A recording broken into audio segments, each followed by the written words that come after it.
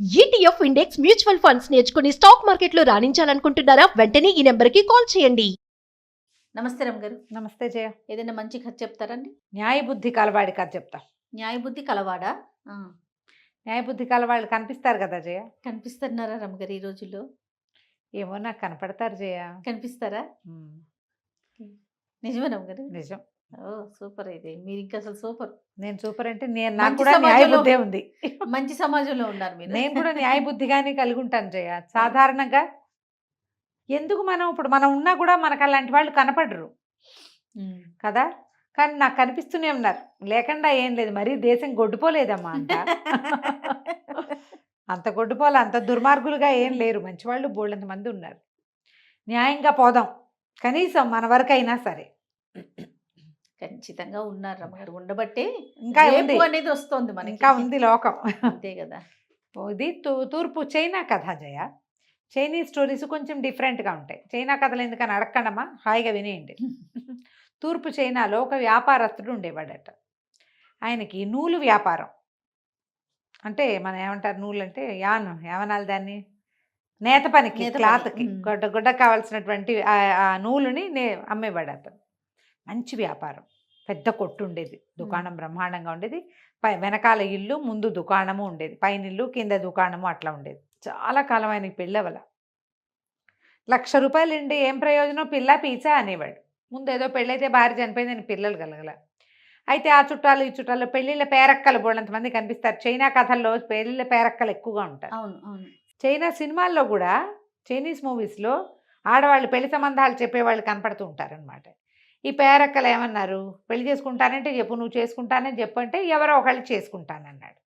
వీళ్ళు ఏం చేశారు, చుట్టుపక్కల ఊళ్ళలో పేద పిల్లని ఒకదాన్ని పట్టుకొచ్చి పెళ్ళికొడుకు కోటీశ్వరుడు, 40 ఏళ్ళు ఉంటాయని చెప్పారు. పిల్లని తెచ్చి పెళ్లి చేశారు, చిన్న పిల్లని. తీరా పిల్లకి పెళ్ళి అయ్యాక దానికి తెలిసింది వీళ్ళకి డబ్బులు ఉన్నాయి కానీ ఈయన చాలా ముసలివాడు, 60 ఏళ్ళు దాటిన వాడు. ఇంకేం చేస్తుంది, పోనీలే తినడానికి తిరగడానికి హాయిగా ఇల్లు బాకిలి అన్నీ ఉన్నాయి కదా అని సర్దుకు ఊరుకుంది చిన్నపిల్ల. అయితే దానికి కళ్ళు కొంచెం పెద్దవాటి ఇటు చూస్తూ ఉంటుంది అనమాట. అయితే ఏమైందట, ఒకనాడు ఆయన ఏదో బయటికి వెళ్ళాడు, ఊరు వెళ్తే పని మనిషి, ఇంట్లో పని లేదు, మగవాళ్ళు లేకపోతే పనులుండవు, వంటలు అవి తక్కువ చేస్తారు. అవును. వాళ్ళ కోసం వచ్చేవాళ్ళు, వాళ్ళకి వీళ్ళకి టీలు కాఫీలు పెట్టడాలు హడావిడి ఉంటుంది. అసలు వాడు లేకపోతే ఎవరు రారు ఇంటికి, వాళ్ళకి వంట లేదు. వీళ్ళిద్దరు పని మనిషి ఆవిడ తేలిగ్గా ఏదో చేస్తూ తిన్నారు. ఎంతసేపు అని ఇంట్లో ఉంటామమ్మా, పదండి బయటికి పోతాం అని తీసుకొచ్చింది. బయటికి వెళ్ళొచ్చు అంటే ఏం పర్వాలేదు, చక్కగా మంచి బట్టలు కట్టుకొని మేలు మూసుకేసుకుని వెళ్దాం మనం అని చెప్పి బయటికి తీసుకొచ్చింది. పైనుంచి కిందకి దిగొస్తే కింద దుకాణం ఉంది. దుకాణంలో 2 కుర్రాళ్ళు ఉన్నారు. ఒక పాత గుమాస్తా, ముసలి గుమాస్తా, ఒక పడుచు గుమాస్తా. వాళ్ళిద్దరిని పలకరించింది. యజమానురాలని నమస్కారాలు చేశారు, యజమానురాలకి దండాలు పెట్టారు, కొత్త యజమానురాలకి. అక్కడి నుంచి ఆవిడ, మీకు అన్నీ సాగుతున్నాయా, బాగా కుదురుతుందా, పని బాగుందా, మనకు వ్యాపారం బాగుందా, మీకు డబ్బులు సరిపడా వస్తాయా, పండగలకి డబ్బులు ఇస్తున్నారా అని కనుక్కొని పైకి వెళ్ళి ఏం చేసింది, చెరుకో బహుమానం, చెరుకో కాస్త చిన్న మూట డబ్బులు పట్టుకొచ్చింది. పెద్ద గుమాస్తాకి ఒక 10 కాయిన్లు, చిన్న గుమాస్తాకి ఒక 10 కాయిన్లు ఇచ్చేసరికి సరే కాయిన్లు చూసుకున్నారు. ఒకళ్ళ కాయిన్లు ఒకళ్ళు చూడాల. యజమానురాలు వీధిలోకి వెళ్ళిపోయింది పని మనిషిని తీసుకుని. తర్వాత చిన్న గుమాస్తా చూసుకున్నాడు. ఈ అమ్మాయి ఒక తేడా చేసింది. పెద్ద గుమాస్తాకి 10 వెండి కాసులు ఇచ్చి, చిన్న గుమాస్తాకి 10 బంగారు కాసులు ఇచ్చింది. వీళ్ళకి తెలియలే. పెద్దవాడు రెండో వాడికి కూడా 10 వెండి కాసులు అనుకున్నాడు, చిన్నవాడు పెద్దవాడికి కూడా బంగారు కాసులేనని భావించుకున్నారు. ఇద్దరు ఈక్వల్ అనుకున్నారు. అక్కడ కొట్టుకి కాపలా ఉండాలి, వంతుల వారీగా ఉంటారు. ఒక రాత్రి అతను, ఒక రాత్రి ఇతను చొప్పున. ఆ రాత్రి చిన్న గుమస్తాది వంతు, చాంగ్ వాడి పేరు. చాంగ్ రాత్రికి పడుకుంటే, అది పడుకునే టైంకి పని మనిషి వచ్చి తలుపు కొట్టేసరికి మరి ఏమిటి అంటే, పని మనిషి వచ్చి, నువ్వేమిటి రెస్ట్ తీసుకుంటున్నావా, ఇంటికి వెళ్తున్నావా, అదా ఇదా అని అడిగితే, ఈ టైంలో ఎందుకు వచ్చావు, నీకు ఇక్కడ ఏం పని అన్నాడు. చిన్న యజమానురాలు, కొత్త యజమానురాలు నీకు ఇది ఇవ్వమంది అని చెప్పేసి ఒక మూట భుజం మీద నుంచి దించి చేతిలో పెట్టింది. బట్టలు ఉన్నాయి మీ అమ్మకి నీకు ఇద్దరికి. అసలు సంగతి మర్చిపోయానని బట్టల చాటు నుంచి ఒక వీసే బరువున్న వెండి ముద్దని చేతిలో పెట్టింది. నీకు బహుమతి ఇవ్వమన్నారని. వీడు తెల్లబోయాడు. రాత్రే నిన్న సాయంత్రమే ఈవిడ సాయంకాలము 10 కాసులు ఇచ్చింది, బంగారు కాసులు. ఈ అర్ధరాత్రి పూట ఈ బంగారం, ఈ వెండి సామాను, ఇవి బట్టలు పంపించడంలో ఆవిడ ఉద్దేశం ఏమిటో ఇతనికి అర్థం కాలే. పొద్దున్నే లేచి దుకాణం తాళం వేసి ఈ సామాన్లు మోసుకుని ఇంటికి తీసుకుపోయాడు. వాళ్ళ అమ్మకి చూపించాడు. అమ్మ మాట చాలా వింటాడు చాంగ్. వాళ్ళ నాన్న కూడా నూలు వ్యాపారం చేసేవాడు. ఆయన చనిపోయేసరికల్లా ఈ పిల్లాడికి వ్యాపారపు దక్షత లేక ఈయన దగ్గర చేరాడు, ఈ వ్యాపారస్తుడి దగ్గర. వాళ్ళ అమ్మ ఇవన్నీ చూసి, ఏమిట్రా ఇవన్నీ ఎవరిచ్చారా నీకు? వెండి బంగారాలు ఇవ్వటం ఏమిట్రా పనివాడికి? ఈ బట్టలేమిటి ఇంత మూట? ఓ వస్త్రం ఇస్తారు, నీకో అరడజన్ జతలు నాకో అరడజన్ జతలు ఇప్పించింది ఏమిటి? ఎందుకు ఇచ్చింది? ఎంత వయసురా ఆవిడికి? చాలా చిన్నదమ్మా అన్నాడు. వెళ్ళొద్దు నువ్వు అక్కడికి, ఇదేదో ట్రాప్, నువ్వు చాలా ఇబ్బందుల్లో పడతావు నాయన, నమ్మక ద్రోహం అయిపోతుంది, ఈ ఆడపిల్లల్ని నమ్మకూడదు, నువ్వు మాత్రం వెళ్ళడానికి వీల్లేదంట. పనికి వెళ్ళలే వీడు. మధ్యాహ్నానికి పెద్దగా మస్తా కేకేశాడు. ఏమమ్మా ఏడి మీ పిల్లవాడంటే? మా వాడికి విపరీతంగా జలుబు చేసింది, లేచేలాగా లేడు, చాలా జ్వరంగా కూడా ఉంది, ఇప్పుడు పంపనంది. రోజు కబుర్లు వచ్చేవి, ఏదో ఒకటి చెప్పేది కానీ వెళ్ళనిచ్చేది కాదు. నువ్వు వెళ్ళొద్దు అంతే. వెళ్ళకుండా ఊరుకున్నాక క్రమంగా రోజులు గడిచినాయి. వాళ్ళు మొదటంతా 10 రోజులు కబురు చేశారు. పని మనిషి కూడా వచ్చేది. జ్వరం అని కాళ్ళ నొప్పులని వాడిని చూస్తే నీకు అంటుకుంటుందని వీళ్ళమ్మ కుర్రాన్ని ఎవరికంటా పండించేది కాదు. వాడు ఇంట్లోనే ఉండేవాడు. ఆవిడిచ్చిన 10 రూపాయలు ఖర్చు అయిపోయినాయి, వెండి ఖర్చు అయిపోయింది. కొన్నది ఎన్నాళ్ళు వస్తుంది? అంతేగా. తిండి కూర్చుంటుంటే సరే డబ్బులన్నీ అయిపోయాక ఏం చేయాలని ఆలోచించి, సరే వాళ్ళ అమ్మ అంది, నాయన నీ యజమాని సంగతి వదిలేసి నువ్వు అవేం చెయ్యొద్దు, మరి మీ నాన్న కూడా నూలు కుంకము అమ్మటం అని రాస్తారు ఆ కథలో. కుంకం అంటే బహుశా రంగు, కలర్స్. ఆ యజమాని దగ్గర పనిచేసేవాడు కదా ఒక ముసలాయన దగ్గర, అక్కడ కూడా నూలు రంగులే అమ్మేవాళ్ళు.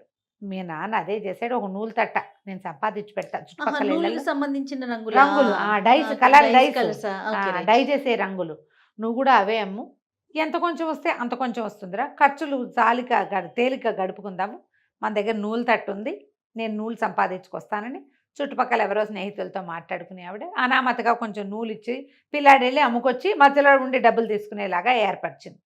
ఓ రంగుల కావడి, ఓ నూలు తట్టా పుచ్చుకుని తిరిగేవాడు.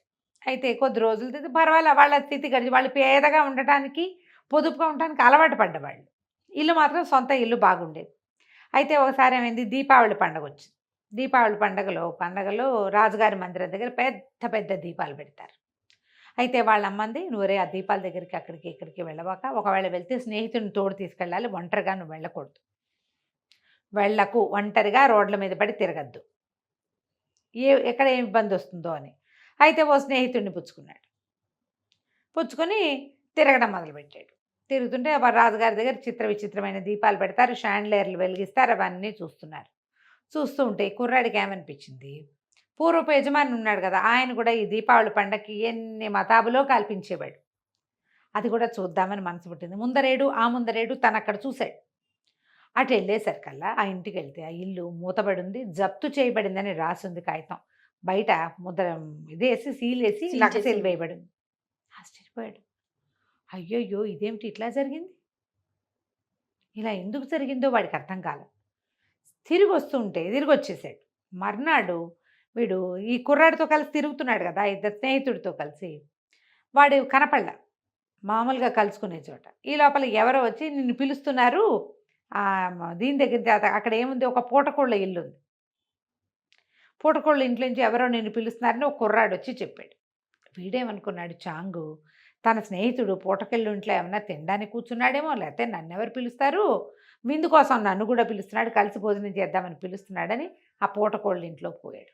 ఇంట్లోకి పోతే అక్కడ వీడికి తన పాత యజమానురాలు కనపడింది. వీడు ఆశ్చర్యపోయాడు. మీరేమిటండి ఇక్కడ అన్నాడు. అనేసరికల్లా ఏం చేయను, మా ఆయన మంత్రి గారిది ఏదో మంత్రి గారి మాట చెప్పలే, మా ఆయన పూట వెండి నాణాలు తయారు చేస్తున్నట్ట, అంటే దొంగ నాణ్యాలు కొట్టిస్తున్నాడు, ముద్రణ చేయిస్తున్నట్ట, రాజభట్టలు పట్టుకుపోయారు, ఆస్తంతా జప్తు చేశారు, నా ఇంట్లో ఉండడానికి వీలవక ఏదో పూటకోళ్ళు ఇంట్లో ఉంటున్నాను, మీ ఇంట్లో కొద్ది రోజులు ఆశ్రయం ఇవ్వవా నాకు అని అడిగింది. తెల్లబోయాడు. అమ్మ బాబోయ్, ఈవిని తీసుకెళ్తే అమ్మ ఏమంటుందో, ఈవిడ బంగారం వెండి ఇచ్చిందని వాళ్ళ ఇంటికి వెళ్ళనివ్వకుండా చేసేసింది అమ్మ. కాదండి, మా ఇల్లు అంత గొప్ప ఇల్లు కాదండి, రెండోది మా అమ్మ ఒప్పుకోవాలి, మా అమ్మ ఏమంటుందో తెలీదు, మీలాంటి వాళ్ళు ఉండదగిన ఇల్లు కాదు, తర్వాత నేనేదో చిన్న బతుకు ఈడ్చేవాడిని అంటే అన్నాడు. ఎందుకు నువ్వేం భయపడిపోక అని ఒక ముత్యాల హారం చూపించింది. చూడు ఎంత పెద్ద ముత్యాల హారమో, నేను తెచ్చేసుకున్నాను మా ఆయన ఇంటి నుంచి, ఒక్కో ముత్యం అమ్ముతూ కాలక్షేపం చేయొచ్చు, ముత్యం చాలా ఖరీదు, ముత్యం అమ్మితే బోల్ డబ్బులు వస్తాయి, నువ్వు వ్యాపారం చేసుకోవచ్చు, నాకు గడవడానికి ఏమి ఇబ్బంది ఉండదు, నీకు నాకు కూడా గడుస్తుంది, మీ ఇంట్లో నేను ఉచితంగా ఉండను, తెలిసిన వాళ్ళు ఒక్కళ్ళు కూడా లేకుండా నేను ఇక్కడ పడున్నాను, మా పుట్టింట్లో అదేదో ఊరు, అక్కడికి నేను వెళ్ళలేను, ఇప్పుడు మా వాళ్ళు రానివ్వరు, పెళ్ళిళ్ళు అయిపోయిన పిల్లల్ని రానివ్వరు, పైగా మా ఆయన జైల్లో ఉండగా నేను ఎట్టా వెళ్తాను, పరువు తక్కువగాను, బాబు ఒప్పుకోబా ఉండండి మా అమ్మని అడుగుతానంటే పదా నేను కూడా నీ వెనకాల వస్తానని ఈ చాంగుతో కలిసి యజమానురాలు చాంగు వాళ్ళ ఇంటికి వెళ్ళింది. ఆవిడ బాకిటో నుంచోబెట్టాడు, మా అమ్మని అడిగొస్తానండి అని లోపలికి వెళ్ళాడు. అమ్మ మా యజమాని అరెస్ట్ అయ్యాడే, పాపం ఇల్లు జప్తు చేశారు అంటే, అయ్యో నాయన ఆయనకి ఎంత కష్టం వచ్చిందిరా, 4 ఏళ్ళు నేను ఉద్యోగంలో పెట్టుకుని చక్కగా చూసుకున్నాడు, పండక్కి పబ్బానికి పిండి వంటలు అన్నీ చేయించి ఇచ్చేవాడు, బంగారు తండ్రి అంటే వాళ్ళ ఆవిడకి ఎంతో కష్టం వచ్చిందమ్మా, ఫలానా చోట కనపడింది, ఆవిడ మా ఇంట్లో ఉంటానని అడుగుతోందమ్మా అనేసరికి, అయ్యో పాపం చిన్న వయసు అమ్మాయికి ఎంత కష్టం వచ్చిందిరా, ఎక్కడుంది అంటే వాకిటో నుంచుందమ్మా, లోపల తీసుకురా అని. కష్టం వచ్చిందని జాలిపడ్డారు. లోపల పిలిస్తే ఆవిడేమో దండం పెట్టింది వచ్చి, అమ్మ మీ వంటి వాళ్ళు ఉండదగిన ఇల్లు కాదు, కాస్త మీ బంధువర్గం ఎవరైనా దొరికేదాకా మా ఇంట్లో ఉండండి, ఏదో కాలో గంజో మాతో పాటు తాగుదురుగానమ్మా ఉండండి అని ఉంచుకున్నారు. ఈవిడేం చేసింది, ఆ గొలుసు తెగ్గొట్టి 2 ముత్యాలు కుర్రాడి చేతిలో పెట్టింది. హాయిగా వాళ్ళతో పాటు ఉండేది. ముసలావిడ చక్కగా వంట చేస్తుంది. అప్పుడప్పుడు ఈ కుర్రాడితో స్నేహం చేయడానికి ప్రయత్నం చేసేది యజమానురాలు. కుర్రాడు లొంగేవాడు కాదు. వాళ్ళమ్మ ముందే చెప్పింది బడికి, నువ్వు సహాయం వరకే, అంతే, ఇంకో రకంగా ఈ అమ్మాయిని ఎంటర్టైన్ చేయకూడదు, వాళ్ళ చుట్టాలు పక్కాలు ఎవరైనా అడ్రస్లు దొరికేదాకా ఈవిడ మన ఇంట్లో ఉంటుంది, అంతే, వాళ్ళ కోసం ప్రయత్నం చేయి ఈ లోపల నువ్వు అని చెప్పింది. కానీ ఈ ముత్యాలు అమ్మిన డబ్బులతోటి ఇతను కింద వాళ్ళ వాకిట్లోనే కొట్టు ఒకటి పెట్టుకున్నాడు. ఇతనికి కొట్టు పెట్టేసరికల్లా యజమాని తాలూకు పూర్వపరిచయాలు వాళ్ళు ఉంటారు కదా, వాళ్ళందరూ వీడి దగ్గరికి రావడం మొదలుపెట్టారు. బిజినెస్ బ్రహ్మాండంగా డెవలప్ అయింది. ఒక్కోటి మరి ముత్యాలు అమ్ముకుంటున్నాడు, అమ్మాడు, కొన్ని ముత్యాలు ఇచ్చింది, 1-2 చొప్పున షాప్ బాగా డెవలప్ అయింది. వీడి బిజినెస్ అనుకుంది. ఈ యజమానురాల నుంచి భలే తప్పించుకోవాల్సి వచ్చేది అబ్బాయి. ఆవిడకి అసలు ఒంటరిగా దొరికేవాడే కాదు, కొట్లోకి ఆవిడని రానిచ్చేవాడు కాదు. ఓ పని మనిషిని పెట్టి ఆవిడకి సహాయంగా ఆవిడ ఎక్కడికైనా వెళ్ళాలంటే అదే తీసుకెళ్ళాలి కానీ వీడు తీసుకెళ్ళకూడదు. అయితే ఒకనాడు ఏమైంది, ఇతను రాజప్రాసాదంలో ఏదో నూలు కావాలంటే పెద్ద పెద్ద తట్టలతో తీసుకెళ్ళి అక్కడ ఇప్పించి వస్తూ ఉంటే ముసలాయన కనపడ్డాడు. ఆ కనపడింది ఎవరు, వీటి పాత యజమాని. తెల్లబోయాడు. ఆయన బట్టలన్నీ చిరిగిపోయి పాత గుడ్డలు, మనిషి అసలే ముసలాడు ఇంకా ముసిలిగా అయిపోయి పిచ్చి గుడ్డలు వేసుకుని తిరుగుతూ ఉంటే, బాబు మీకు ఎంత కష్టం వచ్చిందంటే, ఇదేమిటండి ఇట్లా అయిపోయారంటే, ఆయన అన్నాడు బాంచేత్ అని తిట్టాడు భార్యని. దొంగ మొహం, దాన్ని పెళ్లి చేసుకోవటం వల్లే నాకు ఈ కష్టం వచ్చింది, అనవసరంగా ఇంత వయసు వచ్చాక పెళ్లి చేసుకున్నాను, పాపిష్టిది అన్నాడు. అనగానే వీడు నిర్ఘాంతపోయాడు. ఏం జరిగింది అన్నాడు. ఏం జరగటం ఏంటి, మంత్రి గారింట్లో విందుకెళ్తే వాళ్ళ ఇంట్లో నుంచి ముత్యాలహారం కొట్టేసింది, ఆ ముత్యాలహారం నేనే తీసుకుపోయానని వాళ్ళు ఇల్లంతా సోదా చేసి నన్ను జైల్లో పెట్టి ఆస్తంతా జప్తు చేశారు, తీరా అదేమో నా ఇంట్లో ఊరేసుకుని చచ్చిపోయింది.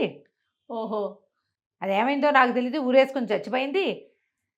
దీని చావుకి వాళ్ళ ముత్యాలహారానికి లింకు పెట్టి నన్నేమో అరెస్ట్ చేశారు, ఇప్పుడు వదిలిపెట్టారు, నా బతికి ఇటు అయిపోయింది, అంత ఆస్తున్నాడు, నేను ఆ ఇల్లుని స్వాధీనం చేసుకోలేను అమ్మాయి చచ్చిపోవటం వల్ల. నిర్ఘాంతపెట్టి చచ్చిపోవటం ఏమిటి, మన ఇంట్లో ఉంది కదా అనలా పైకి, లోపల అనుకున్నాడు. సరే రండి బాబు మా ఇంటికి వెళ్దాను రండి అని ఆయన వెంబడి పెట్టు తీసుకెళ్ళాడు. ఆయన కాళ్ళు కడిగించి పని మనిషిని కాక వస్తే యజమానురాలను తీసుకురావే అన్నాడు. ఇందాక దాకా ఇక్కడే ఉందండి, గంట క్రితం కనపడింది, ఇప్పుడు కనిపించట్లేదు అంటుంది అది. యజమానురాలు దయ్యం ఈ కుర్రాడు వెనకాల పడింది. అమ్మో, అయితే చచ్చిపోవటం నిజమే, చచ్చిపోయింది అది. చచ్చిపోయి ఆ ముత్యాలహారం పుచ్చుకుని వీడి దగ్గరకు వచ్చింది. ఓకే, బాగుంది. అక్కడి నుంచి వీడు తెల్లపోయాడు. అమ్మ ఏమిటి అని వాళ్ళ అమ్మని చూస్తే, వాళ్ళ అమ్మ ఉండు ఆయన ఎవరినో పిలుస్తానని ఎవరినో పిలిచి ధూపం వేస్తే ఇక్కడ ఒక ఆత్మ తిరిగి వెళ్ళిందని చెప్పాడు వాడు. ఇతను ఏమనుకున్నాడు, కాదు యజమాని తన ఇంట్లోనే అట్ట పెట్టుకుని తను అమ్మేసిన ముత్యాలు ఉన్నాయి కదా, ఆల్రెడీ ముత్యాలు అమ్మాడు, వీడు సంపాదించుకుంటున్నాడు కదా, ఆ ముత్యాలని మళ్ళీ కొని ఈ ముత్యాలహారం తనకు దొరికిందని పుచ్చుకోమని ఆయన చేతిలో పెట్టాడు. ఈ ముత్యాలహారం మంత్రి గారింట్లో అపచెప్పంగానే వ్యాపారస్తుడు తాలూకు ఇంటికి ఉన్న సీల్ తీసేశారు. ఓకే, ఆయన దారిని ఆయన, చాంగు నువ్వు పెళ్లి చేసుకోరా, నీ పిల్లల్ని చూస్తూ నేను కాలక్షేపం చేస్తాను, నువ్వు నేను కలిసి వ్యాపారం చేసుకుందామని ఆ కొట్టు ఈ కొట్టు 2 కలిపి పెద్ద కొట్టు ఏర్పాటు చేసి, తర్వాత కాలంలో న్యాయబుద్ధి కలిగిన ఈ చాంగుకి ఆ యజమాని ఆస్తంతా దక్కలపడింది. తర్వాత కాలం బాగుంది. వీడు అమ్మాయికి లొంగిన, ఆ ముత్యాలకు ఆశపడిన, ఉండేది కాదు. వీడికి ఇది జరిగేదే కాదు. అమ్మాయికి అది ఎవరితో ఆత్మకి దొరికేసేవాడు. అంతే. అదేం చేసేదో వీడిని. బాగుందండి. అత్యాస పడకుండా ఉంటే జీవితం బాగుంటుంది. అది నీతి. ఉమ్. నమస్కారం. నమస్తే.